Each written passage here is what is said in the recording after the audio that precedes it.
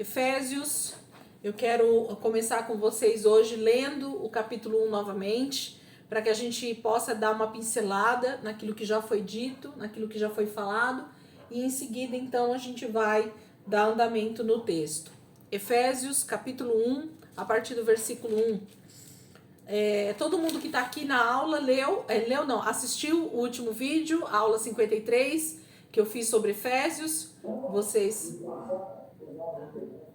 Vocês assistiram? Assistiu? Soninha, Débora? Assistiram a aula? Então vamos lá, vamos começar. Efésios capítulo 1, versículo 1 diz assim: Paulo, apóstolo de Cristo Jesus, pela vontade de Deus, aos santos e fiéis em Cristo Jesus que estão em Éfeso. A vocês, graça e paz da parte de Deus, nosso Pai, e do Senhor Jesus Cristo. Bendito seja o Deus e Pai de nosso Senhor Jesus Cristo, que nos abençoou com todas as bênçãos espirituais nas regiões celestiais em Cristo, porque Deus nos escolheu nele, antes da criação do mundo, para sermos santos e irrepreensíveis em sua presença. Em amor nos predestinou para sermos adotados como filhos, por meio de Jesus Cristo, conforme o bom propósito da sua vontade, para o louvor da sua gloriosa graça, a qual nos deu gratuitamente no amado.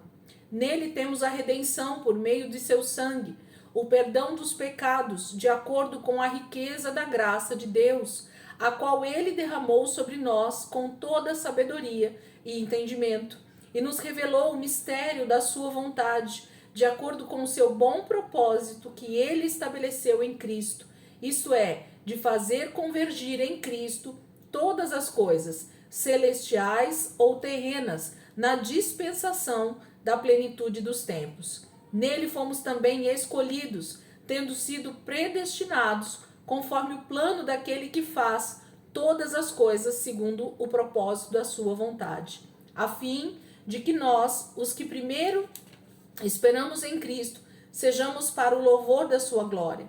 Quando vocês ouviram e creram na palavra da verdade, o evangelho que os salvou, vocês foram selados em Cristo com o Espírito Santo da promessa, que é a garantia da nossa herança até a redenção daqueles que pertencem a Deus, para o louvor da sua glória.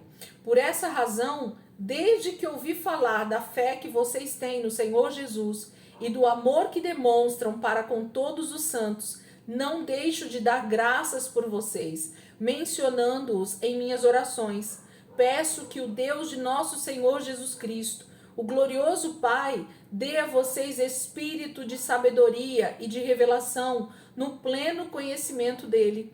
Oro também para que os olhos do coração de vocês sejam iluminados, a fim de que vocês conheçam a esperança para o qual ele os chamou, as riquezas da gloriosa herança dele nos santos e a incomparável grandeza do seu poder para conosco, os que cremos conforme a atuação da sua poderosa força. Esse poder ele exerceu em Cristo, ressuscitando-os dos mortos e fazendo-o assentar-se à sua direita nas regiões celestiais, muito acima de todo governo e autoridade, poder e domínio e de todo nome que se possa mencionar, não apenas nesta era, mas também na que há de vir. Deus colocou todas as coisas debaixo de seus pés e o designou cabeça de todas as coisas para a igreja, que é o seu corpo, a plenitude daquele que enche todas as coisas em toda e qualquer circunstância. Então, capítulo 1, Débora, fecha para nós o áudio, querida, por favor, para não ficar dando eco. Tem um barulho aí onde você tá, né? Então, fica dando eco aqui para nós. O capítulo 1, gente, aliás, o livro, né, a carta escrita aos irmãos na cidade de Éfeso, aos Efésios, ela é uma carta que Paulo também, assim como Colossenses, que a gente estava vendo, Filemon, que a gente também viu recentemente, fala de cartas que Paulo escreve à igreja, aos irmãos que estão naquela região, para trazer algumas direções, alguns alertas, alguns agradecimentos, algumas doutrinas que às vezes precisam ser corrigidas, né? Alguns acertos que precisam ser feitos naquilo que ele já havia ensinado. E não é diferente para os irmãos lá em Éfeso. Paulo passou na sua segunda ou terceira viagem, se não me engano, acho que é a terceira viagem.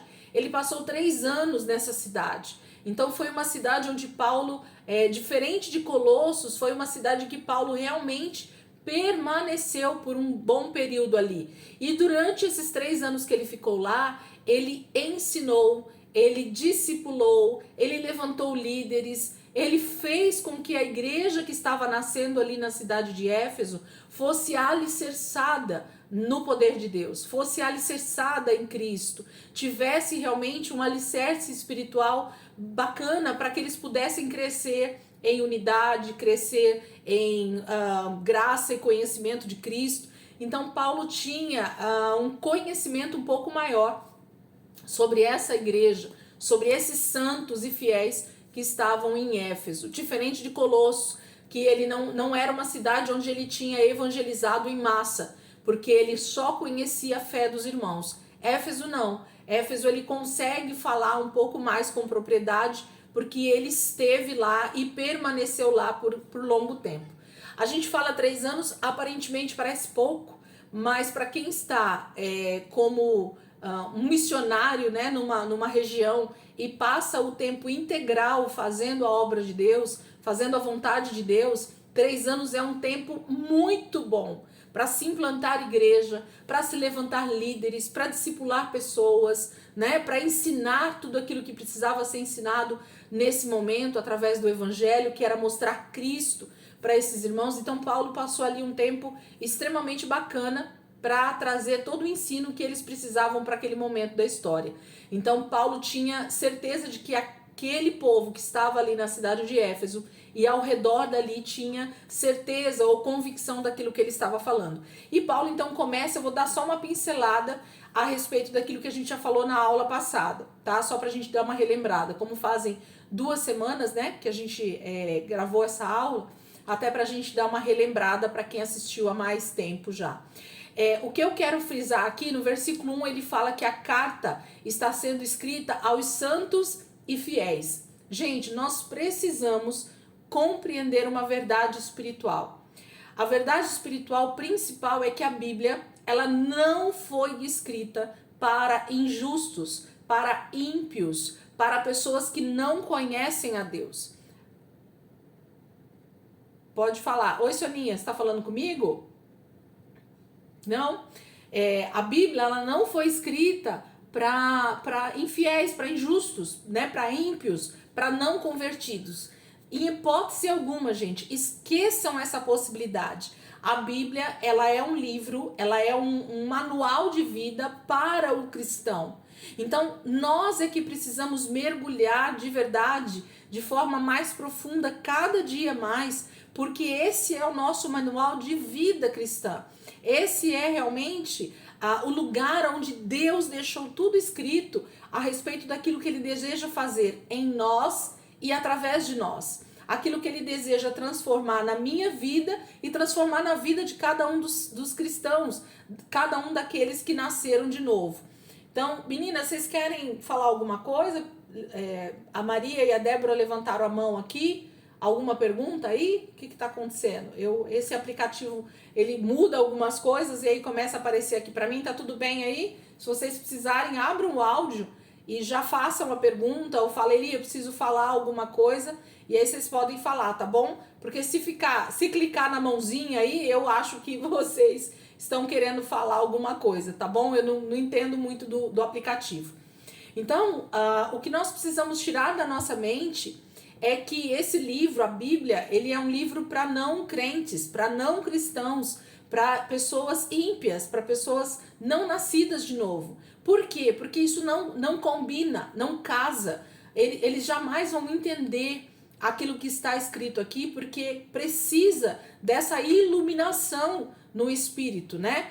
Paulo vai falar isso de forma muito clara aqui para nós, dentro dessa carta. Então, já fica com isso na mente de vocês, guarda isso no coração de vocês e prestem atenção de que todo o texto, ele está relacionado a uma vida cristã, a uma vida realmente devotada a Deus, a uma vida voltada totalmente ao Senhor. E não uma pessoa que está fora, que não tem conhecimento. Então, a Bíblia, ela deveria ser simplesmente o livro de cabeceira, ou o livro de mesa, ou o livro do culto público para ensino, para exortação, para consolação dos cristãos, para alerta de uma vida cristã segundo o padrão de Deus, né? E não um livro para ser pregado para ímpios que muitas vezes não estão nem entendendo o que está sendo dito. O que eu estou querendo dizer com isso, gente?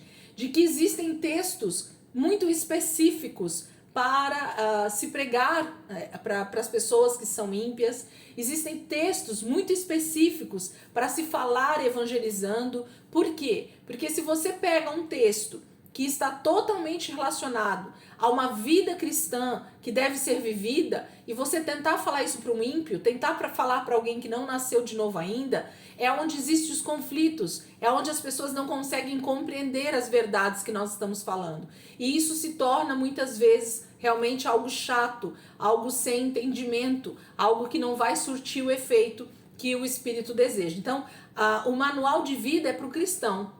O Antigo Testamento mostra isso muito claro para nós também. Aquilo era um manual para Israel. Quando a gente olha para as Escrituras, a gente vê literalmente Deus falando com uma nação, com um povo, de como ele deveria se comportar, do que eles deveriam fazer agradando a Deus, né? Se voltando para Deus. E isso, a vida deles, é que seria o exemplo para todas as outras nações. Percebem?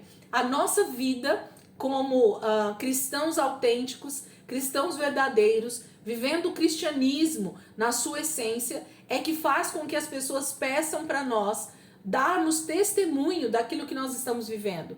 Falar a que Deus nós servimos. Falar qual é a esperança que nós temos de vida. E aí sim, o evangelho faz sentido para essas pessoas que são ímpias, né? Para as pessoas que não são convertidas. Então, talvez seja esse o grande problema na minha vida e na tua vida a respeito da evangelização, a respeito da nossa vida com Deus no nosso dia a dia, de segunda a sábado, né? Porque no domingo é o dia da igreja estar junto. Mas e a vida do dia a dia? Como ela funciona? Então, a vida do dia a dia, ela funciona se voltando para a palavra, se voltando para o texto bíblico, buscando direção no Espírito Santo para nos ensinar todos os dias, e com isso a gente vivendo uma vida de cristianismo de verdade. Então é isso que eu percebo quando eu olho para o texto hoje, entendendo que Paulo está escrevendo para santos e fiéis. Então o próprio texto está dizendo para quem ele está direcionando essa carta. Então essa carta não era uma carta para ser lida ao público, para qualquer pessoa, não. Paulo está endereçando isso para a igreja, que são os santos e os fiéis que estão em Cristo Jesus, ok? Então a gente já percebe esse endereço. Para quem é que está endereçado essa carta? Para todos os santos e fiéis que estão em Éfeso ou em qualquer outra região onde essa carta fosse lida. O mesmo alvo, as mesmas pessoas é que deveriam receber essa carta e lê-la e entender o que Paulo estava dizendo. Então, para santos e fiéis. Esse é o primeiro ponto que a gente precisa entender de uma vez por todas, parando, né, de achar que isso aqui é texto para pecador, para ímpio. Não, não. A Bíblia é texto para crente, para salvos, para pessoas que já nasceram de novo e precisam ser, então, transformadas à imagem e semelhança de Cristo. A segunda coisa é o versículo 3, que fala sobre essa questão das bênçãos espirituais que eu falei na última aula, na gravação, que eu iria falar um pouco. Então, o texto diz assim, ó: bendito seja o Deus e Pai de nosso Senhor Jesus Cristo, que nos abençoou com todas as bênçãos espirituais nas regiões celestiais em Cristo. Então, quando ele fala aqui que é Deus quem nos abençoou com toda sorte de bênçãos, ele está falando de bênçãos específicas. E quais são essas bênçãos que ele está dizendo que ele nos abençoou? Com bênçãos espirituais, gente. O que são bênçãos espirituais? Não são bênçãos materiais, não são bênçãos terrenas, são bênçãos espirituais. Então, tudo que Cristo tem na sua essência, tudo que Cristo é como filho de Deus, tudo que ele tem como caráter, são todas essas bênçãos espirituais que já estão disponíveis para mim e para você quando nós estamos em Cristo Jesus. Então, o caráter de Deus, o chamado de Deus para nós é para usufruirmos, é para aproveitarmos, para desfrutarmos de bênçãos espirituais e não bênçãos materiais, como muitos têm pregado de um evangelho totalmente terreno, totalmente natural, totalmente para essa era, né? Paulo vai falar sobre isso também. Então, vocês percebem como o contexto, ou na verdade, o paradoxo, né? O contrário da pregação acontece? O que mais se prega hoje é uma vida de cristianismo cheia de bênçãos materiais, onde eu posso, onde eu consigo, onde Deus tem que me abençoar, onde todas as bênçãos estão disponíveis para mim. Só que eles esquecem que o contexto do texto está dizendo sobre bênçãos espirituais. E eu não acredito que uma casa seja uma bênção espiritual. Eu não acredito que um carro zero seja uma bênção espiritual. Eu não acredito que um novo emprego, uma promoção na empresa que eu trabalho, seja uma bênção espiritual, ok? Porque as bênçãos espirituais é tudo aquilo que me faz ser transformado à imagem e semelhança de Deus, assim como o seu filho Jesus é.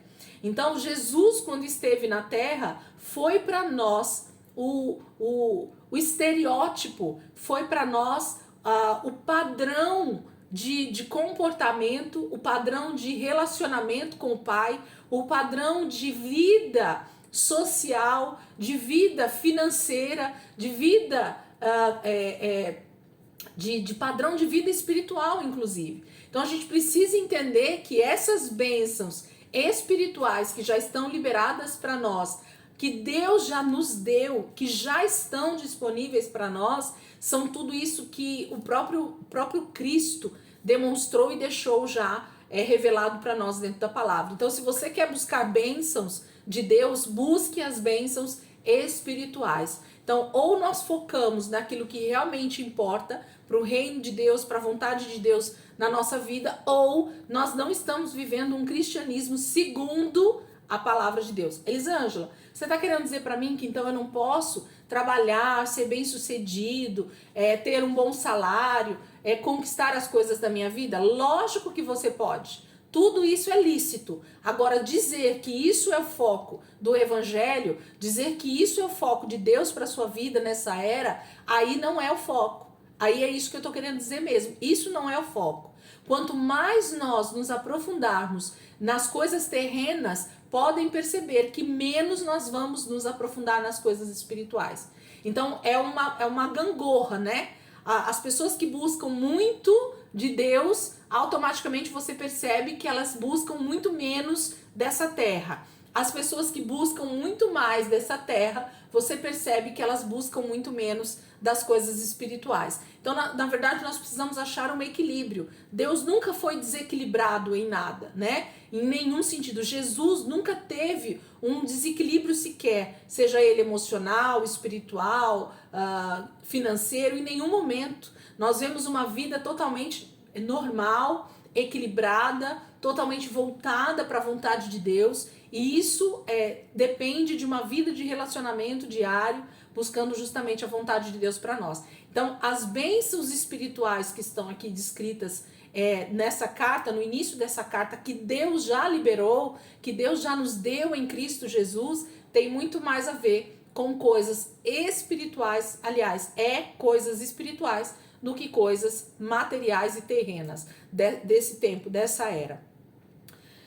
E aí ele entra no versículo 4 dizendo que ele nos escolheu nele antes da criação do mundo. Gente, entender que Deus, quando ele cria o primeiro homem e a primeira mulher, ele já tinha o plano completo pronto, é saber que Deus é soberano, né? Nosso pastor Toninho sempre fala essa frase e eu gosto muito disso. Deus já sabia do fim desde o começo. Então Deus sempre desejou, que os seus filhos, desde Adão e Eva, fossem totalmente santos e irrepreensíveis. É isso que Paulo está dizendo aqui para nós. Que é o quê?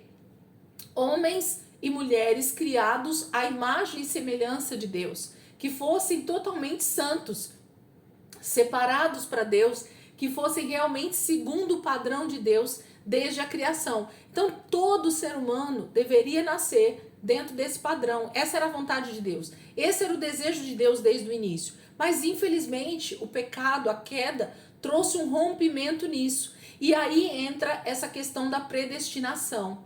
Então, quem assistiu às aulas de Gálatas, e se você não lembra direito, eu te aconselho a voltar, mais para que a gente realmente dê andamento na aula, tá? Não é porque eu não quero explicar de novo, é porque como a gente já tem várias aulas, inclusive falando sobre graça e sobre predestinação lá no livro de Gálatas, vale a pena de vez em quando voltar e assistir para a gente relembrar se eu não estou lembrando. Mas a predestinação fala que Deus deseja que todo ser humano seja salvo. Todo. Não é para que ninguém se perca, a palavra de Deus diz, né? Deus deseja que todos nós sejamos salvos. Só que a palavra livre-arbítrio, ela também está descrita na palavra de Deus. Então a decisão de desejar a Deus, de obedecer a Deus, continua sendo do homem. Então por isso que ele nos predestinou desde o início, né, para sermos adotados como filhos. Então nós caímos, todos pecaram e destituídos estão da glória de Deus, né? Paulo fala isso aos irmãos na carta aos Romanos. E aqui então a gente entende que mais uma vez ele está frisando algo que ele já ensinou. Então na verdade Deus deseja que todos nós sejamos salvos e ele realmente, depois do pecado, nos predestinou a sermos salvos. Deus não quer que ninguém se perca. Eu preciso reconhecer o meu pecado e com isso alcançar a salvação em Cristo Jesus. E por isso eu sou predestinado, ok? Eu preciso alcançar esse nível de arrependimento para que eu seja salvo, liberto. A partir disso entra o processo de santificação e no fim de tudo isso a nossa salvação eterna. Então Paulo está falando novamente aos irmãos em Éfeso sobre a questão de salvação, desse processo de salvação. Aí ele entra no versículo 7 dizendo assim: nele temos a redenção por meio de seu sangue, o perdão dos pecados de acordo com as riquezas da graça de Deus, a qual ele derramou sobre nós com toda sabedoria e entendimento. Então, ele vai falar sobre redenção aqui no início dessa carta também. E eu gosto bastante desse tema, vocês sabem disso.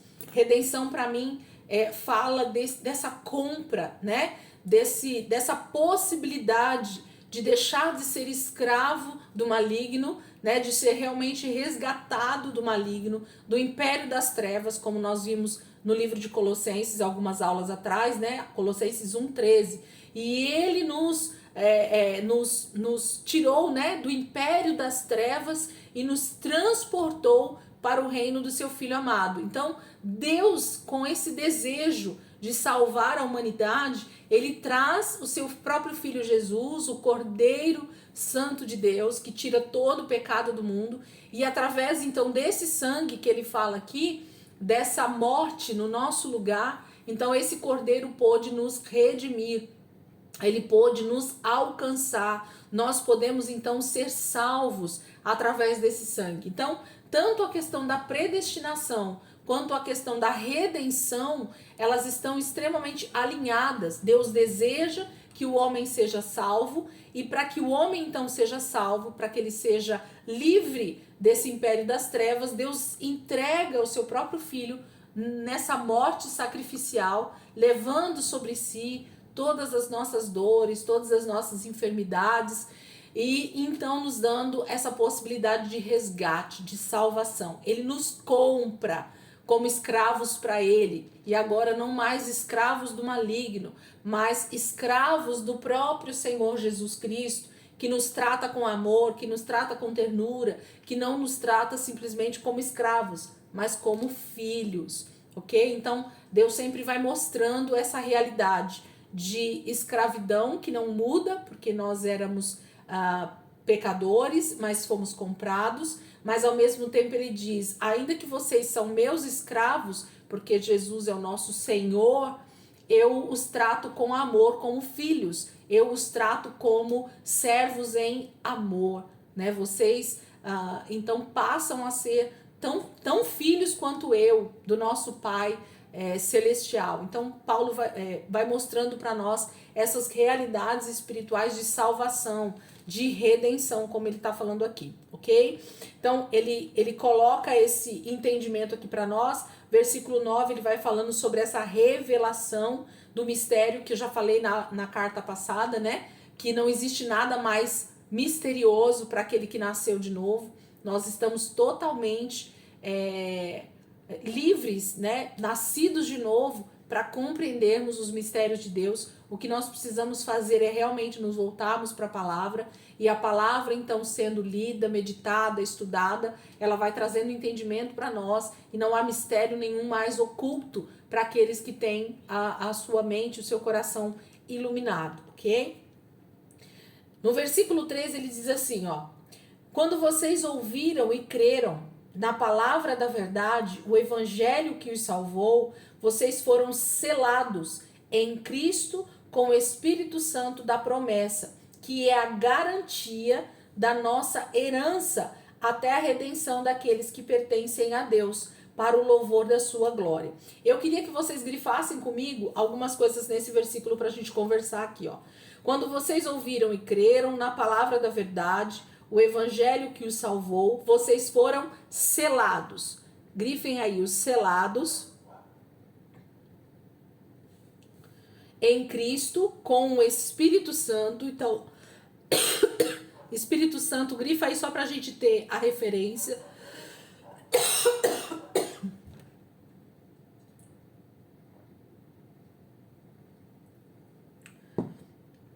E depois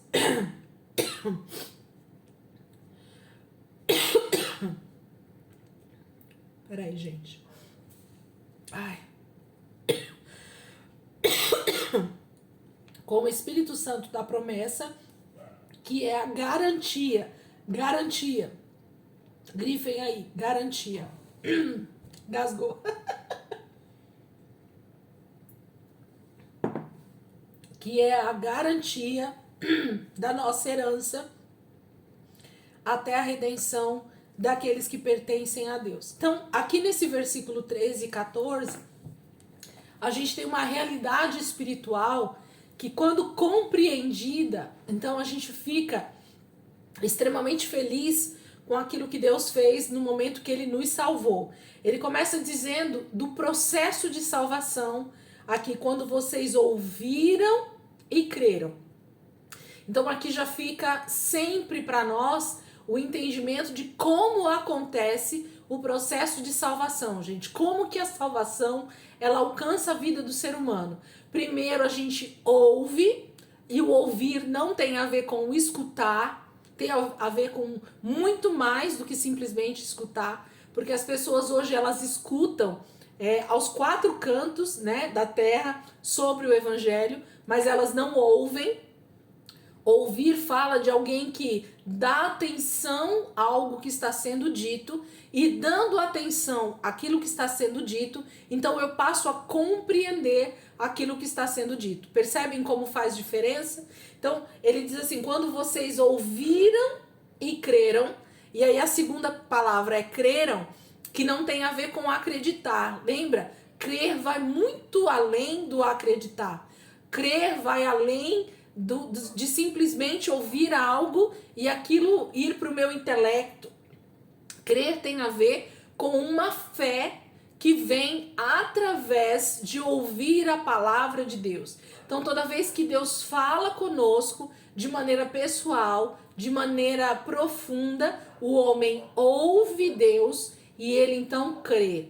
Então, a palavra fala lá, né, que Abraão ouviu a Deus, creu na palavra que Deus deu para ele, e isso lhe foi imputado como justiça, né? Quando a gente lê lá o capítulo 15.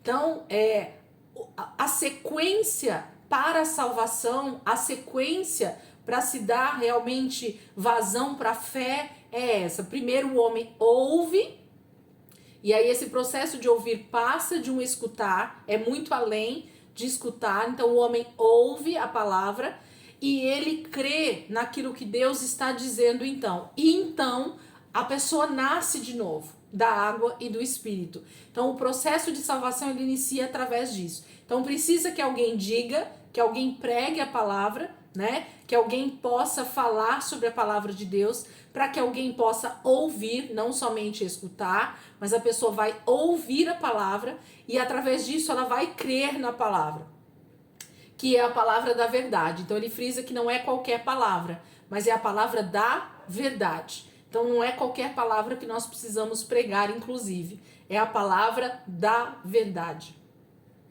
O evangelho que os salvou. Então o que nos salva é conhecer esse evangelho. Lembra que o evangelho precisa ser completo? O evangelho não pode ser fracionado, o evangelho não pode ser em partes. Então, quando eu falo, quando eu prego o evangelho, eu preciso pregar o início, que é esse nascimento, o Deus encarnado, né? O Deus que decidiu morar conosco aqui encarnado, nascido de uma mulher, de Maria, né? Ele nasce, vive. Ele então prega, faz a sua missão aqui nessa terra, ele morre na cruz por nós, ele ressuscita ao terceiro dia, então ele traz a vida novamente sobre a vida dele e depois ele vai voltar para trazer juízo sobre a terra. Então pregar o evangelho fala de explicar, de falar todo esse processo que vai acontecer para a nossa redenção. Então Paulo está dizendo, quando vocês ouviram e creram na palavra da verdade, o evangelho que os salvou, vocês foram selados. Aí chegou a primeira palavra que eu quero dizer com vocês, que eu quero ver com vocês. Quando a palavra fala que vocês foram selados, pensa comigo justamente numa carta que antigamente, quem está aqui na nossa aula é dessa época, provavelmente. Não sei se a Maria, né, ela é mais jovem aqui na turma, mas talvez tenha vivido também, até hoje ainda tem um pouquinho disso, né, que hoje muito menos. Mas quem foi aos Correios colocar uma carta e realmente colocou um selo na carta, sabe do que Paulo está dizendo. E isso foi uma realidade durante muitos e muitos séculos, ok? Então, quando eu queria enviar uma carta para alguém, quando eu queria enviar uma postagem para alguém, quando eu queria mandar uma encomenda para alguém, eu ia até os Correios, colocava um selo correspondente ao local onde eu estou. Então eu selava aquela carta, aquela correspondência, e aquilo chegava no seu destino e a pessoa sabia de onde aquilo estava vindo, qual era o remetente, né? A pessoa que tinha enviado aquela correspondência. Paulo está dizendo que no momento em que nós fomos salvos, nós fomos selados em Cristo com o Espírito Santo. Então, quando você e eu fomos salvos, quando nós nascemos de novo, quando Cristo falou conosco, nós ouvimos, cremos na palavra e então nós aceitamos o Senhor como Senhor e Salvador, a palavra está dizendo aqui para nós que nós fomos selados. Então, nós temos sobre a nossa vida um selo, um reconhecimento.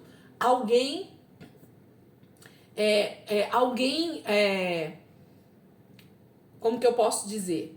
A palavra fala que quando nós fomos salvos, então o próprio Espírito, né, vem e sela a nossa vida, faz uma marca em nós, dizendo para qual é o nosso destino, para onde nós estamos indo, qual é o nosso destino, mas quem é o nosso remetente, né, que eles falam, que é a pessoa que está enviando aquilo, né? Então nós temos alguém que está nos selando, está dizendo a quem nós pertencemos e qual é o nosso destino. Então nós temos as duas coisas, de onde nós estamos saindo, vamos dizer assim, o remetente, e qual é o nosso destino. Então a palavra está dizendo que nós somos selados, existe um selo, existe uma marca, existe um registro, existe algo que mostra de quem nós somos. Mas mais do que isso, ele diz assim, que nós fomos selados em Cristo com o Espírito Santo. Então, o que é o selo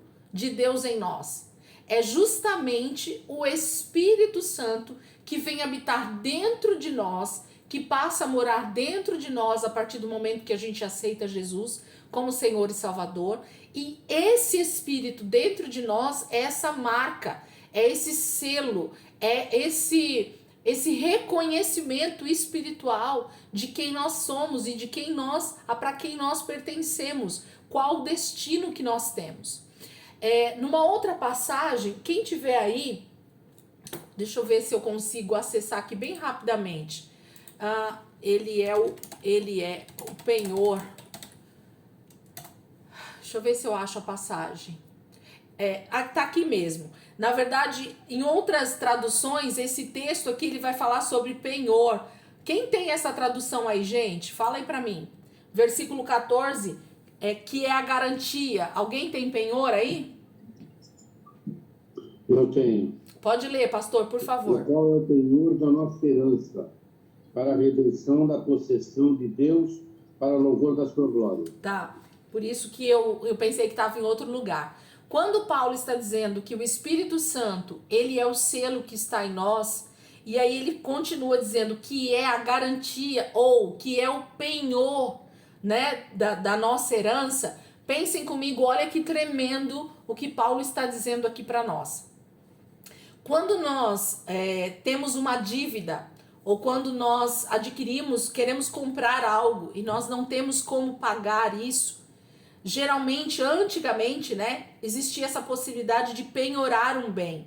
Então nós íamos até o banco e nós levávamos algo que nós tínhamos de mais precioso. Geralmente as pessoas de mais posse levavam joias preciosíssimas, né? Ou uma promissória de grande valor, ou uma escritura de uma casa, ou qualquer coisa desse tipo era colocada como penhor. Então você ia até o banco, entregava aquilo de mais precioso que você tinha, que era seu, certo? Você colocava ali no banco como garantia do pagamento daquele empréstimo ou daquilo que você estava, então, pegando emprestado do banco, né? Então você dizia assim, olha, seu gerente, eu quero R$1 milhão nesse momento para comprar uma casa, certo?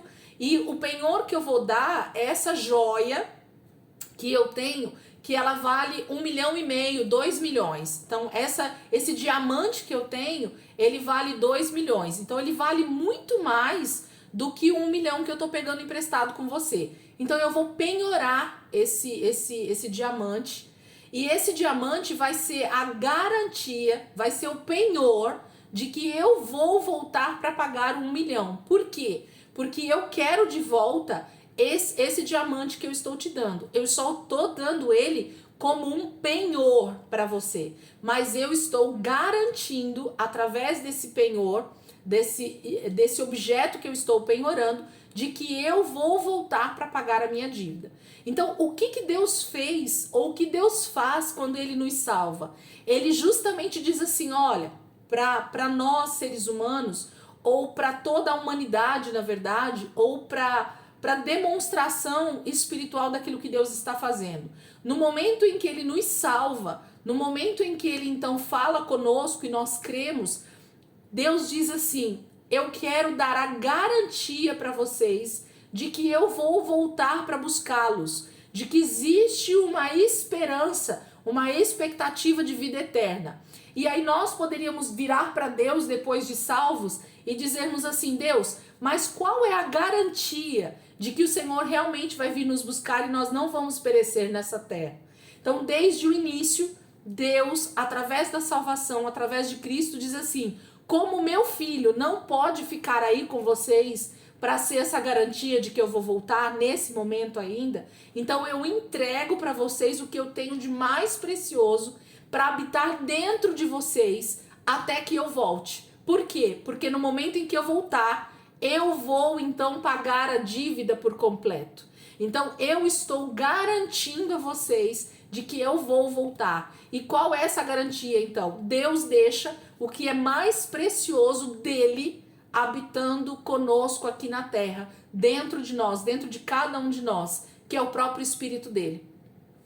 Então Deus diz assim, eu estou garantindo que eu volto para pagar essa dívida por completo, para acabar com essa dívida por completo, tendo vocês então para mim não só o que eu tenho de mais precioso, que seria o diamante que eu deixei lá do penhor. Eu não quero só o diamante, mas eu quero o diamante, mas eu tô garantindo que a dívida que eu também tenho aí eu vou pagar. Entende o que é esse penhor? Entende o que é o Espírito Santo habitando dentro de nós? Por que que Deus nos dá o Espírito Santo para habitar dentro de nós? É essa garantia de que nós podemos ter, de que Deus não está nos abandonando nessa era, de que Deus não está nos deixando de qualquer maneira neste mundo, de que Ele nos salvou, mas Ele está nos garantindo o seu retorno, a sua volta, a redenção. Então ele diz que o Espírito Santo, ele está conosco nessa terra durante esse período para dar essa garantia. Ele é esse penhor da dívida que Deus tem para com toda a humanidade e principalmente com aqueles que já foram salvos. Então é uma maneira de Deus dizer: eu estarei voltando para sanar todo esse problema. Eu volto em breve. Eu venho logo, logo. Eu vou sanar esse problema. Então Paulo está dizendo aqui para nós, eu vou ler de novo para vocês entenderem. Quando vocês ouviram e creram na palavra da verdade, o evangelho que os salvou, vocês foram selados em Cristo com o Espírito Santo da promessa, que é a garantia da nossa herança até a redenção daqueles que pertencem a Deus, para o louvor da sua glória. Então Deus está dizendo assim, ainda precisa aguardar um tempo, porque ainda existem muitos para serem salvos. E enquanto isso, enquanto eu não retorno, enquanto eu não acabo com essa dívida, enquanto não há redenção de todos os santos, daqueles que vão ser salvos, então vocês têm o penhor, vocês têm uma garantia. Então enquanto nós estivermos vivos, enquanto nós estivermos aguardando a volta de Jesus, o Espírito Santo dentro de nós é essa garantia de que nós temos um Deus que nos prometeu a sua volta, que nos prometeu a salvação eterna e que ele então vai cumprir tudo aquilo que ele prometeu. Entendem? Conseguiram compreender o que é essa redenção, o que é esse penhor, o que é o Espírito Santo dentro de nós? Então o Espírito Santo não está dentro de nós simplesmente para nos dar dons espirituais, para nos ensinar a palavra. Não, não. Ele é o penhor da herança. Ele é a garantia que Deus está dando para a humanidade de que ele vai voltar, de que ele vai estar conosco, de que ele vai pagar essa dívida. É muito mais do que simplesmente ter o Espírito Santo para nos dar dons espirituais. Ele é uma garantia de Deus. Ele é o mais precioso de Deus habitando dentro de cada um de nós. Então, olha o privilégio que nós temos, né? De ter o Espírito Santo habitando dentro de nós como essa garantia, como esse algo extremamente precioso da parte de Deus. Versículo 15, diz assim: por essa razão, desde que ouvi falar da fé que vocês têm no Senhor Jesus e do amor que demonstram para com todos os santos, não deixo de dar graças por vocês, mencionando-os em minhas orações. Peço que o Deus do nosso Senhor Jesus Cristo, o glorioso Pai, dê a vocês espírito de sabedoria e de revelação no pleno conhecimento dele. Aqui, gente, esse texto de Efésios talvez seja um dos textos mais profundos sobre a intercessão ou sobre oração por todos os santos. Então, se nós queremos orar para que a igreja seja uma igreja santa, seja uma igreja madura, seja uma igreja alicerçada, seja uma igreja edificada em Cristo, nós precisamos fazer essa oração. Então, se você quer uma oração poderosa, apostólica, para colocar aí nos seus momentos de oração, essa aqui é uma das orações apostólicas que a gente deveria orar constantemente. Paulo está nos dando uma receita de bolo sobre o que orar quando nós queremos orar pela igreja, pelo corpo de Cristo. Não só pelo corpo de Cristo local, mas pelo corpo de Cristo na terra, pelo corpo de Cristo onde quer que existam santos e fiéis no Senhor. Então Paulo está dizendo aqui para nós, quando eu soube da fé de vocês, quando eu soube que vocês estavam, firmes, alicerçados, quando as notícias chegam para mim a respeito de vocês, eu não canso, né? Eu não deixo de dar graças por vocês. Eu não deixo de falar com Deus a respeito de vocês. Eu não deixo de orar por vocês. E ele diz assim, ó, versículo 17. A minha oração, o que eu peço para Deus é que o Deus de nosso Senhor Jesus Cristo, o glorioso Pai, dê a vocês o que? Espírito de sabedoria e de revelação. E esse espírito, gente, não está com letra maiúscula. Se na Bíblia de vocês aí estiver espírito de revelação e de conhecimento com letra maiúscula, está errado. Porque o que Paulo está orando é para que o nosso espírito seja então iluminado. Ele vai falar isso mais lá embaixo. E a gente então compreende melhor isso que ele está falando. Então nós devemos orar por nós e pela igreja de Cristo para que o nosso espírito receba revelação, receba espírito de sabedoria e de revelação. Por quê? Porque nós precisamos conhecer Cristo, nós precisamos conhecer a vontade do Pai, nós precisamos orar a vontade do Pai para a nossa vida e para a igreja, para o corpo de Cristo, para a humanidade, para aquilo que Deus está desejando fazer. Então Paulo está dizendo, eu não cesso, eu não deixo de falar, eu não deixo de dar graças a Deus por vocês, mas eu peço nas minhas orações, eu peço que o Deus de nosso Senhor Jesus Cristo, o glorioso Pai, dê a vocês espírito de sabedoria e de revelação. Se vocês olharem lá em Provérbios, quem já leu algumas vezes aí comigo, ou já leu outras vezes o livro de Provérbios, quando a gente começa o livro de Provérbios, a gente entra automaticamente em frases, em versículos de Salomão dizendo para que nós nos atentemos para a sabedoria. E depois ele, em outros versículos, ele vai falar sobre conhecimento, sobre essa revelação, né? Sobre esse conhecimento de Deus. Então, a gente precisa entender que nós só vamos conseguir realmente nos apropriar, ou nós só vamos conseguir ser transformados à imagem de Jesus quando o nosso espírito, então, for iluminado pelo conhecimento de Deus, pelo conhecimento de Cristo. Quando nós olharmos para a Bíblia, em cada texto a gente vê Jesus. Em cada palavra a gente compreender o que Deus está dizendo para nós. E não tem mistério, gente. Esquece essa história de mistério, de coisa profunda, de coisa oculta. Não, não. O Espírito Santo, ele está pronto para iluminar o nosso espírito e então a gente compreender a vontade de Deus, ver Jesus em toda a palavra, compreender essa vontade do Pai para nós e ir transformando a nossa vida. É disso que Paulo está dizendo.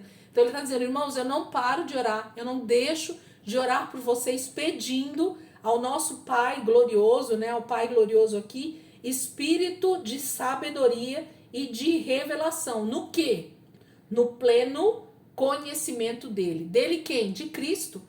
Então Paulo sabe que o que vai fazer a diferença para a igreja perseverar, para a igreja amadurecer, para a igreja se estabelecer na terra como uma igreja gloriosa, uma igreja vitoriosa, uma igreja amadurecida, uma igreja que realmente entende que é corpo de Cristo, no momento em que nós temos o pleno conhecimento de Cristo Jesus. Então, o que nós precisamos para ter o pleno conhecimento de Cristo? O pleno conhecimento de Deus, termos um espírito de sabedoria e de revelação. Porque aí, com a revelação de quem Deus é, com a revelação de quem Cristo é, com a revelação de quem o Espírito Santo é na minha vida, então eu vou conseguir ser aquilo que Deus deseja que eu seja, como filha, como serva de Deus, como irmã em Cristo, como uma discípula fiel, né? Então todo o propósito de Deus na terra, ele vai sendo descortinado para nós à medida que o nosso espírito vai recebendo esse espírito de revelação e espírito de sabedoria e de revelação no pleno conhecimento de Jesus. Então a gente precisa orar isso, gente, constantemente. Pegar esse texto de Efésios e dizer, Senhor, eu oro para que a minha vida seja realmente revestida, que eu tenha essa revelação de quem é Cristo, que exista um espírito vivificado dentro de mim, recebendo sabedoria e revelação de Jesus,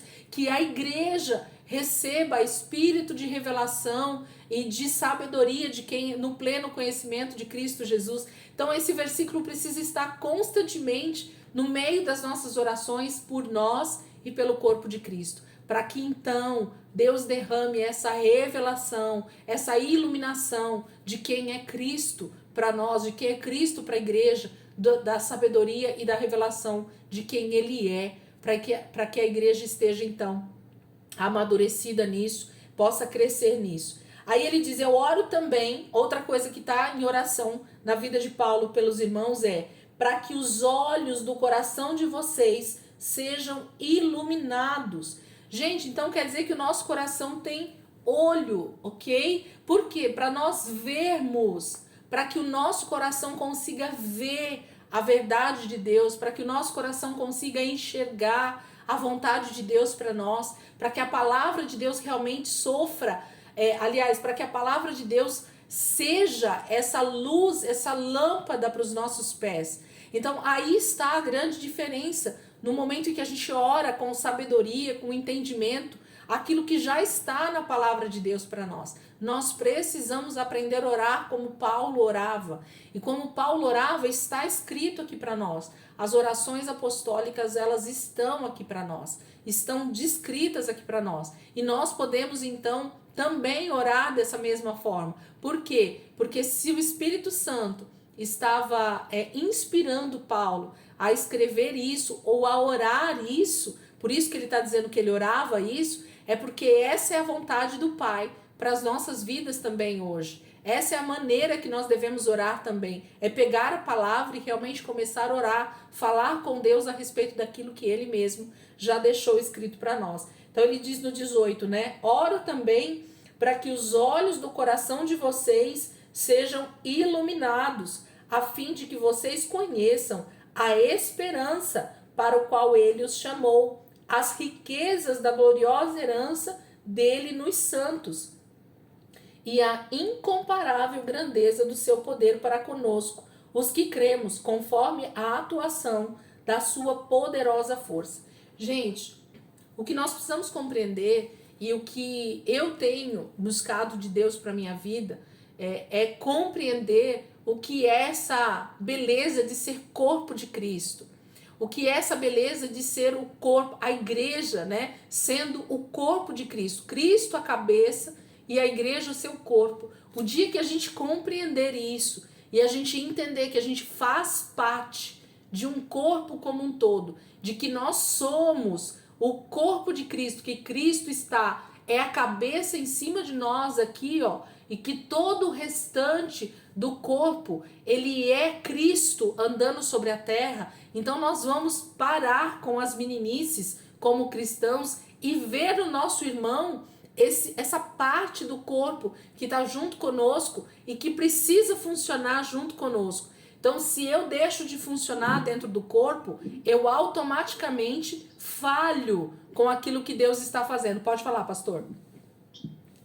Vai encerrar em 1 minuto. Verdade, pastor. Vamos lá. Fecha aí, gente, e a gente volta. Obrigada, pastor.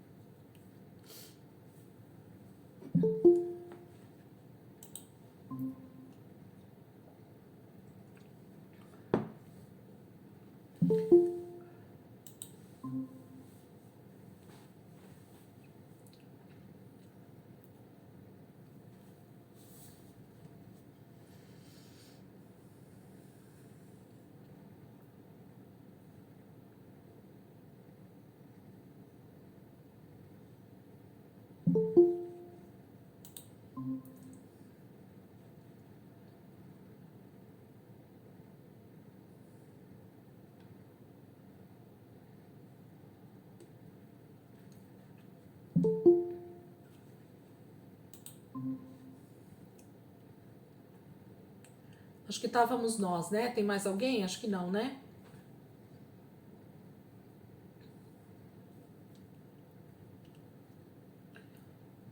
A Débora, Acho né? que é a Débora. É, a Débora.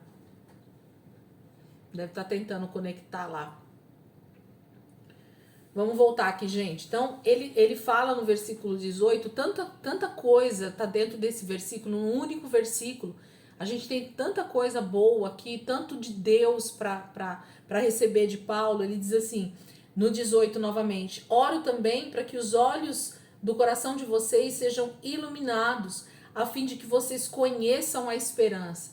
Gente, o cristão que não entende, não compreende que a sua salvação, ela tem muito mais a ver com vida eterna do que uma vida terrena, do que essa era, do que esse momento da história, a gente se torna muito medíocre se a gente pensa só nesse tempo, se a gente pensa só nesse momento.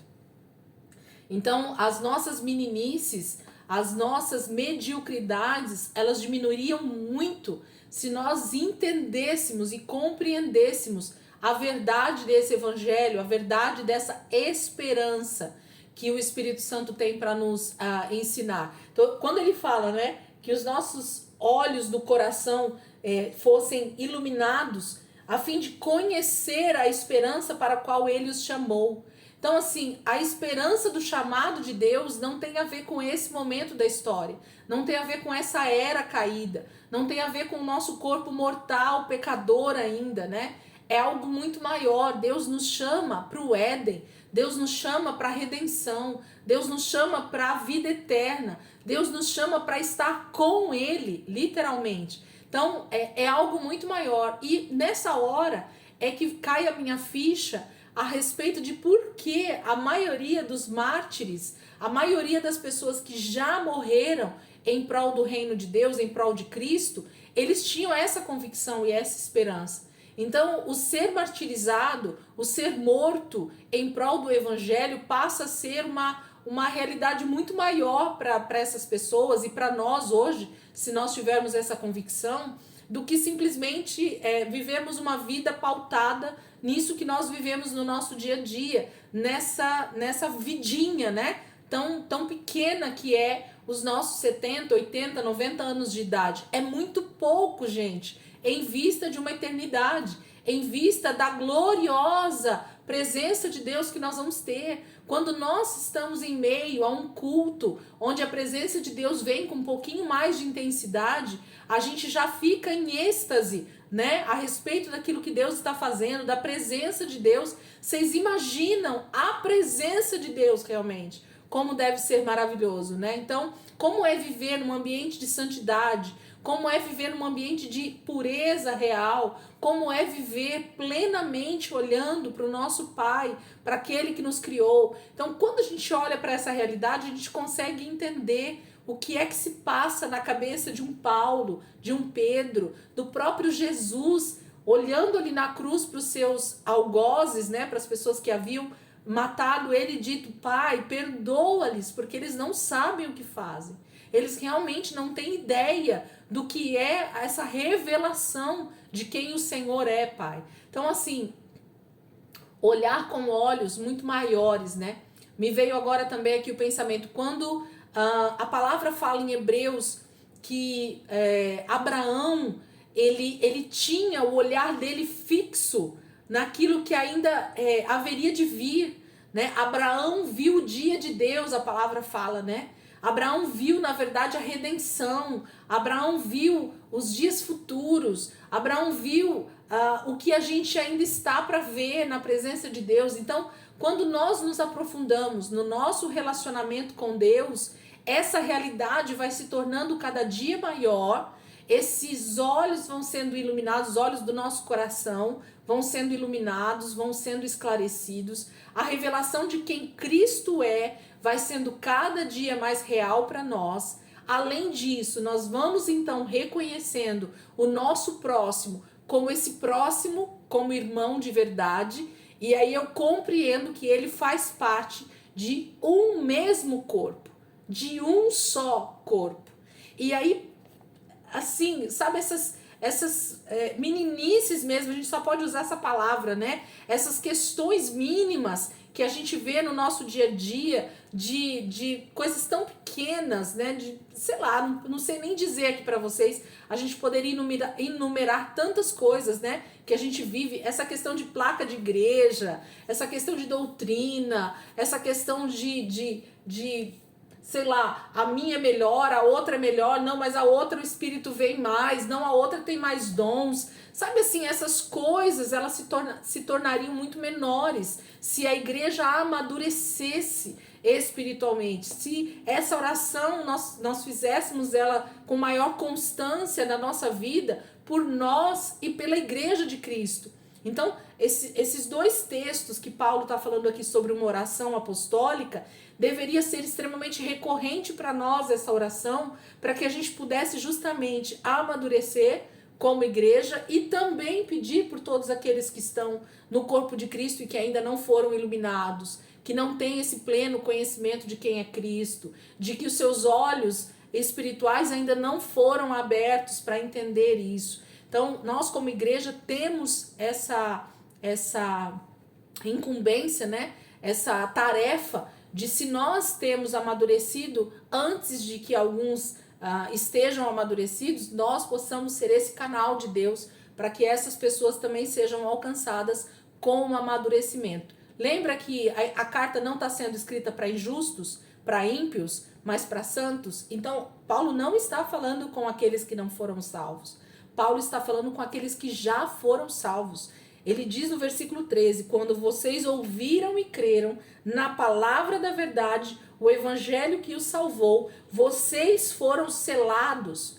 Então é esse espírito que habita dentro de vocês é que vai capacitar vocês a amadurecer, a serem realmente corpo de Cristo nessa terra. Então nós precisamos crescer, gente. Nós precisamos amadurecer em Cristo. E como que nós fazemos isso? Através de uma vida de devoção a Deus, através de uma vida de realidade espiritual, das bênçãos espirituais sendo verdade dentro de nós no nosso dia a dia, né? Então, tudo aquilo que Cristo é, tudo aquilo que a verdade de Deus precisa estar impregnada, precisa estar sendo uma realidade para o nosso dia a dia. Então, a verdade precisa ser a verdade para nós, né? As realidades espirituais, a vida de Deus, as coisas do alto precisam ser muito mais realidade do que as coisas dessa terra, dessa era caída, né? Então a gente precisa estar muito mais voltado para as coisas espirituais do que para as coisas desta terra.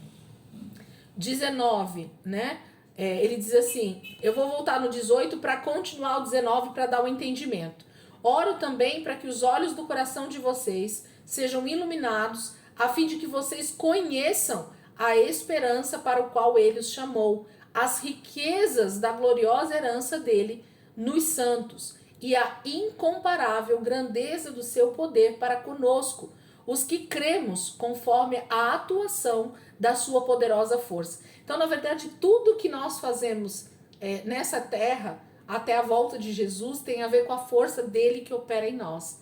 Então, essa é outra realidade que muitas pessoas acham que a força está no seu próprio braço. Não, eu faço a igreja crescer. Não, eu prego e as pessoas são salvas. Eu faço e as pessoas vão ser salvas, né? Eu. Quando, na verdade, o corpo de Cristo está atuando. É o corpo de Cristo que está sendo movimentado. E é Cristo, a cabeça, que está, então, movendo o seu corpo para pegar com as suas mãos, para andar com seus pés, para falar a palavra. Então, é Cristo. Pensa um corpo andando sobre a terra realmente. Cristo é essa cabeça e nós somos esse corpo. Ou nós entendemos essa realidade espiritual, ou nós vamos achar que somos nós que estamos fazendo alguma coisa e na força do nosso braço a gente não faz nada. A gente só vai ter cansaço e fadiga e incompreensão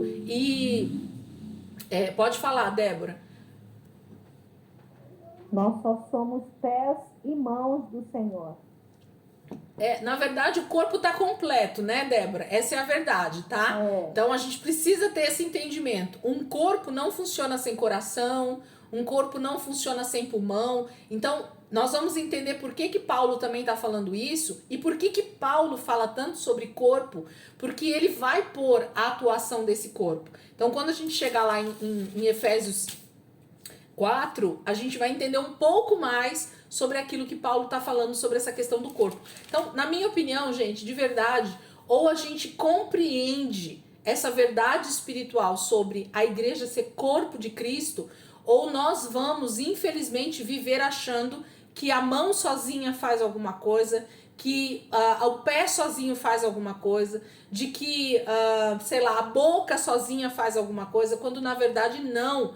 Um corpo sem alguma parte dele funcionando, ele é manco, né? Um corpo sem uma parte da perna, ele se torna atrofiado. Um corpo sem parte do braço, ele se torna também atrofiado. Um corpo sem um coração funcionando perfeitamente, ele se torna um corpo cansado. Um corpo sem um dos rins funcionando, ele se torna um rim sobrecarregado. Então, se eu e você não entendermos qual é o nosso chamado no corpo, qual é o membro que nós somos nesse corpo, qual é a nossa utilidade dentro desse corpo, e se nós não atuarmos de forma perfeita dentro desse corpo, nós estamos fazendo do corpo de Cristo algo manco, algo com a falha, né? E essa parte é nossa, não é de outra pessoa. Nós precisamos entender que nós fazemos parte disso e olhar para o próximo como alguém extremamente necessário para esse corpo. Estão entendendo o que eu estou querendo dizer?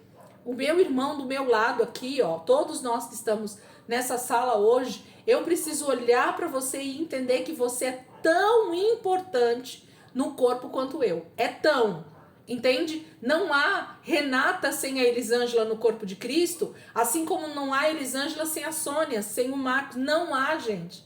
Não tem como. Você não age sozinha no corpo, assim como eu também não vou agir. E o dia que a gente entender isso, que não existiam as barreiras de títulos, de hierarquias, mas nós entendemos que nós somos corpo de Cristo, então a igreja vai andar de forma muito mais ágil, de forma muito mais poderosa, porque a unidade traz o poder de Deus, né? A operação do Espírito Santo fica muito maior quando nós estamos unidos. Você imagina, gente, se a igreja de Cristo na terra fosse uma só de verdade. Pensa comigo, se não existissem placas de igrejas, se não existissem teologias tão diversificadas, né? Se não existissem tantos níveis de hierarquia para se passar, para se ter acesso às pessoas, né? Ou para se fluir no reino de Deus. Se na terra só existisse uma igreja, literalmente, não tivesse uma cabeça liderando a não ser Cristo, né? Não ser o próprio Senhor Jesus, a igreja orando o tempo inteiro dizendo: Pai, Senhor, o que nós devemos fazer? E a cabeça que é Cristo direcionando o corpo. Olha que tremendo. Não ia ter para ninguém, gente. Essa que é a verdade. O diabo já estaria vencido, Jesus já teria voltado e nós já estaríamos reinando com Cristo. Essa é uma realidade. Mas, infelizmente, Satanás conseguiu minar, né, o corpo de Cristo desde o início, por isso que Paulo está escrevendo tudo isso. Ele consegue entrar através de doutrinas, através de falsos profetas, através de falsos ensinos, através de divisões, de facções, de dissensões, de tudo isso que a Bíblia fala para nós. Satanás consegue entrar aonde, gente? No corpo de Cristo. Então, quando ele consegue fazer com que eu ache que eu sou melhor do que a Renata, que eu sou melhor do que a Sônia, de que a minha igreja é melhor do que a igreja da Débora, quando ele consegue minar a nossa mente e nós então vamos nos subdividindo, o corpo de Cristo vai ficando fraco, vai ficando subdividido, não tem unidade, não é um corpo. Parece que são vários corpos na terra andando, né? E tudo que você divide, tudo que você espalha se torna mais fraco, se torna mais vulnerável. É isso que a igreja tem sido desde o primeiro século. Extremamente dividida, extremamente vulnerável às ações do diabo e a tantas manipulações, como a gente tem visto desde o primeiro século, né? O ser humano tentando manipular a igreja de Cristo sobre a terra, quando na verdade nós temos um cabeça e esse cabeça deveria governar sobre toda a igreja através do seu espírito agindo na vida de todos aqueles que creem. Versículo 20. Esse poder ele exerceu em Cristo, ressuscitando-o dos mortos e fazendo-o assentar-se à sua direita nas regiões celestiais, muito acima de todo governo e autoridade, poder e domínio e de todo nome que se possa mencionar, não apenas nessa era, mas também na que há de vir. Deus colocou todas as coisas debaixo de seus pés e o designou cabeça de todas as coisas para a igreja, que é o seu corpo, a plenitude daquele que enche todas as coisas em toda e qualquer circunstância. A palavra é tão enfática que ela fala que o mesmo poder que Cristo, que o próprio Pai, que o Espírito Santo deseja operar em nós, o poder, né, o dínamos, aquele poder de Deus que operou sobre Jesus para ressuscitá-lo dos mortos, é o mesmo poder que deseja operar na igreja. Pensa, gente, trazendo vida, é isso que a palavra está dizendo. O mesmo poder vivificador que foi sobre o corpo já morto de Jesus e o trouxe à vida por causa da santidade que ele tinha, é esse mesmo poder que deseja operar na vida do corpo de Cristo, ok? O mesmo poder que ressuscitou Jesus dentre os mortos, trazendo ele à vida novamente, fazendo ele se ficar sentado à direita do Pai, para daqui a algum tempo voltar para reinar. Esse mesmo poder, essa mesma unção, vamos dizer assim, né, que ressuscitou Jesus, é essa que está atuando na igreja nos dias de hoje. Só que por que nós estamos sendo tão fragilizados então, se é o mesmo poder que vivificou Jesus, que trouxe Jesus à vida novamente depois da morte? Por que esse poder não tem atuado de forma eficaz nos nossos dias, eficiente? Porque nós não temos sido o corpo de Cristo sobre a terra. Porque a igreja não tem se portado como esse corpo de Cristo sobre a terra. O poder, ele opera no corpo de Cristo. Vocês estão vendo aqui que Paulo está enfatizando que o poder, esse mesmo poder que ressuscitou Jesus, que o fez assentar nas regiões celestiais, esse poder opera, mas opera aonde? No corpo de Cristo. Então, se o corpo de Cristo está desunido, infelizmente esse poder não pode operar. Por quê? Porque não há unidade. Ele está dizendo claramente isso no final aqui para nós, ó, versículo 22. Deus colocou todas as coisas debaixo de seus pés e o designou cabeça. Então Jesus é a cabeça de todas as coisas para a igreja, que é o seu corpo, a plenitude daquele que enche todas as coisas em toda e qualquer circunstância. Então a igreja só vai explodir no poder de Deus o dia que ela entender que ela é um só corpo.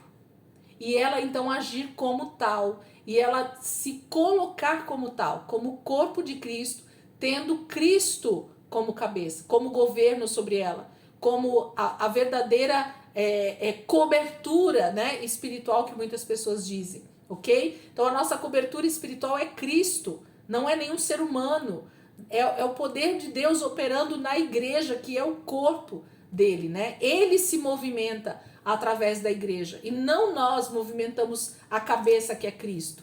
O poder não opera em nós para a cabeça, não, é da cabeça para o corpo.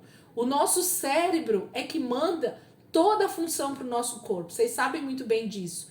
É daqui do nosso cérebro, da central, né, de todos os nervos, e eu não sei nem explicar isso porque nunca foi uma matéria muito boa para mim na escola. Mas é daqui, gente, que sai todo o movimento. Quando meus dedos fazem esse movimento aqui, ó, é o meu cérebro que mandou o comando que eu quero fazer isso. Quando o meu estômago está digerindo uma comida, é o meu cérebro que manda as toxinas, o que precisa lá, né, pro meu organismo triturar a comida que está dentro do meu estômago.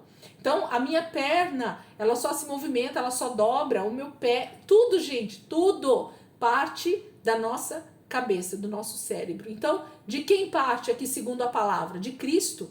Então, tudo que a igreja vai fazer, tudo que ela vai se movimentar, ela precisa estar ligada à cabeça. Porque senão qualquer movimento que ela faça fora da cabeça pode ser extremamente mecânico, pode ser totalmente virtual, vamos dizer assim, na nossa realidade de hoje.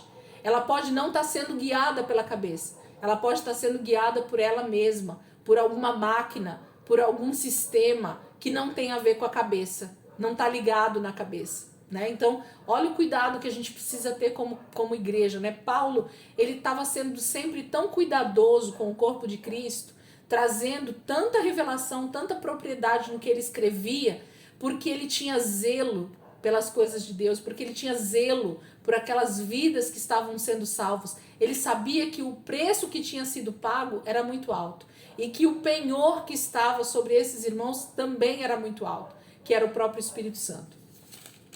Vamos terminar, vamos começar o capítulo 2 aqui, gente, mas a gente vai só provavelmente iniciar e não vamos conseguir terminar. Fala, Rê. Deixa eu ler a minha versão. Pode. Do 21. Cristo reina sobre todos os governos celestiais, autoridades, forças e poderes. Ele tem um título que está acima de todos os títulos das autoridades que existem neste mundo e no mundo que há de vir. Deus colocou todas as coisas debaixo da autoridade de Cristo e deu a Cristo a igreja como o único Senhor de tudo. A igreja é o corpo de Cristo. Ela completa Cristo, o qual completa todas as coisas em todos os lugares. É isso. É isso. Vê que aí ele usa novamente o penhor, né? A igreja é o penhor de todas as coisas, né? Percebe o quanto nós temos realmente valor, né? Nessa terra. Um valor inestimável. Um valor que não tem preço para pagar. Por quê? Porque dentro de cada um de nós tem uma realidade espiritual que é o penhor de Deus nessa terra. Então, assim, a realidade espiritual reconhece aquilo que está dentro de nós e nós não reconhecemos. Então, o mundo espiritual reconhece quem é a igreja nessa terra. O mundo espiritual sabe o poder que opera dentro de nós. Principados e potestades, gente, reconhecem nitidamente quem nós somos. Só nós é que não reconhecemos quem realmente nós somos.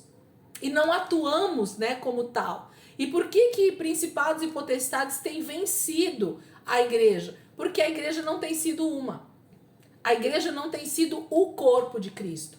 Você imagina, é o que eu acabei de falar. Pensa realmente, gente, pensa um robô. Pensa numa máquina, né, num robô, para a gente poder entender essa visão. E a cabeça desse robô é Cristo e o corpo do robô inteiro é a igreja do mundo todo unida num só corpo. Que tamanho seria esse robô, gente? Se a gente colocar toda a igreja da terra num corpo só. Que tamanho é esse corpo? O negócio é grandioso demais. É forte demais. É poderoso demais. Entende? Mas a igreja tem sido fragilizada porque ela não tem essa autoridade sobre ela. Por quê? Porque ela tem sido fatiada, né? O corpo de Cristo tem sido fatiado. Jesus não é um sobre a terra. A igreja não tem sido esse corpo de Cristo atuando sobre a terra. Porque a cabeça está querendo mandar um comando para a mão, mas a mão não está obedecendo ao comando da cabeça. Mas ela está obedecendo qualquer outro comando, menos o da cabeça.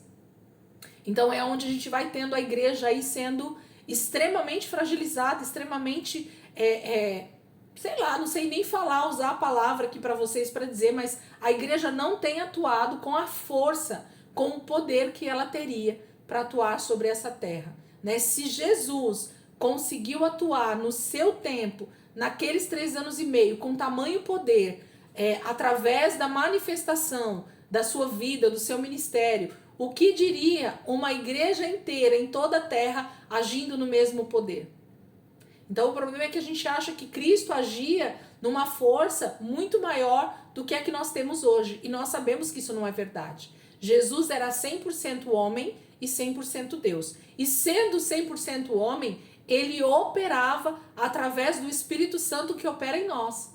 Então entende que a operação de poder de Jesus não tinha a ver com a sua divindade, porque ele não era só 100% Deus. Ele tinha a divindade total sobre ele, mas ele agia de acordo com a humanidade e com o Espírito que operava nele. Então por isso que Jesus orava, por isso que Jesus jejuava, por isso que Jesus clamava ao Pai, por isso que Jesus dormia, por isso que Jesus comia, entende? Então tudo que Jesus fazia demonstra para nós qual é a maneira de nós agirmos como cristãos hoje. Da mesma forma. Então, o poder que opera em nós e através de nós é o mesmo poder que operava através de Jesus. Amém, queridos? Não vou nem entrar, então, no capítulo 2, para a gente não entrar e depois já parar aqui. Então, semana que vem a gente vai para o capítulo 2 aqui de Efésios. Esse capítulo esse livro, né, tem a tendência de ser mais rápido, por serem poucos capítulos. Então, a gente só tem 6 capítulos aqui. E eu acredito que a gente vai conseguir aí finalizar ele com 2 ou 3 semanas de aula. Essa é a minha expectativa, tá? Então vamos tentar focar aqui nas nossas aulas. Se Deus quiser, a gente vai conseguir fazer esse livro com menor tempo. E aí a gente tem livros pequenos, que é Timóteo e Tito, né? Para finalizarmos as cartas de Paulo, tá bom? Eu quero que vocês já vão pensando aí o que vocês vão querer, ou se vão querer, né, dar continuidade nos estudos assim que a gente acabar as cartas de Paulo, para a gente já ir tendo ideias do assunto que a gente gostaria de estudar posterior a esse curso terminar aqui online, tá bom, queridos? Vamos orar para a gente terminar? Pai, nós queremos te agradecer, te louvar por esse momento, por esse dia, por mais essa semana, por essa aula, Senhor.